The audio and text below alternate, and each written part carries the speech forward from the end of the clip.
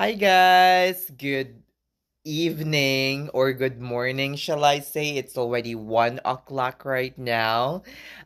Today is my last night here in Miami, Florida.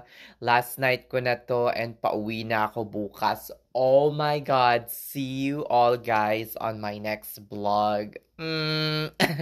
Nakakalungkot man at nakakaboryo mang bumalik sa work, kailangan nating mag-work para naman meron tayong pambakasyon on our next vacation. Hopefully very very soon, 'di ba? Para bongga na.